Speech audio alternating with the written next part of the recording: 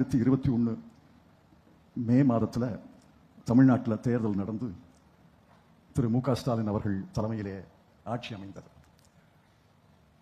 ஆட்சி அமைந்த பிறகு ஒரு மாதம் கழித்து நானும் நாடாளுமன்ற உறுப்பினர் கார்த்தி அவர்களும் அவரை தலைமை செயலகத்திலே சந்தித்தோம். 2 கடிதங்கள் கொடுத்தேன். 2 கடிதங்களிலையும் என்ன சொல்லியிருந்தேன் என்றால், கலைஞர் அவர்கள் சிவகங்கை மாவட்டத்துக்கு மருத்துவக் கல்லூரி தலைமை மருத்துவமனை தந்தார்கள்.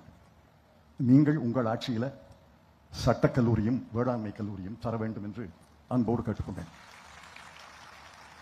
அதற்கு அவர் சொன்ன பதில் என் மனதிலே பசுமையாக இருந்தது. நான் அமைச்சர்கிட்ட பேசுகிறேன், தலைமைச் செயலாளர்கிட்ட பேசுகிறேன், துறை செயலாளர்கிட்ட பேசுகிறேன், அமைச்சரவையில் பேசுகிறேன்,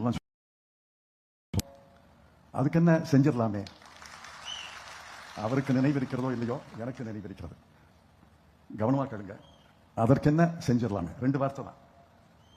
அடுத்து சட்டமன்ற கூட்டம், சட்டசபை கூட்டம் நடந்தபோது அமைச்சர்கள் மூலமாக இந்த அறிவிப்பை வெளியிட்டார்கள். இங்கே 101 கோடி ரூபாய்க்கு சட்டக்கல்லூரி, 67 கோடி ரூபாய்க்கு வேளாண்மை கல்லூரி வந்திருக்கிறது. ஏறத்தாழ கல்வி மாவட்டமாக நம்முடைய சிவகங்கை மாவட்டம் மாறியிருக்கிறது.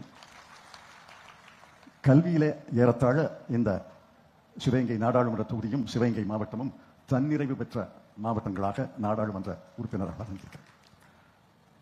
எனக்கு கனவு காணக்கூடிய இளம் வயது என்பதை முதலமைச்சர் ஒப்புக்கொள்வார். நான் பல கனவுகளை காண்கிறேன். இப்ப சொல்ல போறதில்லை, 3 மாதம் கழித்து வாய்ப்பு வரும்போது உங்களுக்கு வந்து சொல்வேன். அப்ப அதே வார்த்தை, அதுக்கு என்ன செஞ்சிடலாமே நீங்க சொல்ல வேண்டும் என்று கேட்டுக்கொள்கிறேன். மாவட்ட அமைச்சர் திரு பெரியகருப்பன் அவர்களுக்கு, முந்தைய மாவட்ட ஆட்சியர், இன்றைய மாவட்ட ஆட்சியர், மேனாள் நிதியமைச்சர், இன்றைய நிதியமைச்சர் தென்னரசு அவர்களுக்கு, வேளாண்மை துறை அமைச்சர் எம்.ஆர்.கே. பன்னீர்செல்வம் அவர்களுக்கு, சட்டத்துறையினுடைய முன்னாள் அமைச்சர் ரகுபதி அவர்களுக்கு, இன்றைய அமைச்சர் துரைமுருகன் அவர்களுக்கு, இங்கே கோவையிலே உள்ள தமிழ்நாடு வேளாண்மை பல்கலைக்கழகம், சென்னையிலே உள்ள சட்டத்துறை இயக்குனர், எல்லாரையும் பேரையும் சொன்னா நீள வரிசையாயிடும். எல்லாருக்கும் என்னுடைய மனமார்ந்த நன்றியை தெரிவித்துக் கொள்கிறேன். ஒப்பந்தக்காரரிலிருந்து அரசு தலைமைச் செயலாளர் வரைக்கும் எல்லாரும் ஒத்துழைத்தார்கள். இங்கே 2 பிரம்மாண்டமான கல்லூரிகள் வந்திருக்கின்றன. இன்னும் சிவகங்கை மாவட்டம், சிவகங்கை நாடாளுமன்றம் வளர வேண்டும் என்பது என்னுடைய ஆசை. உங்களுடைய ஒத்துழைப்பு அரசுக்கும் எனக்கும் இருக்க வேண்டும் என்று அன்போடு கேட்டு முதலமைச்சர் அவர்களுக்கு நன்றி, பல கோடி நன்றி என்று சொல்லி நன்றி பெற்று விரைவுகிறேன்.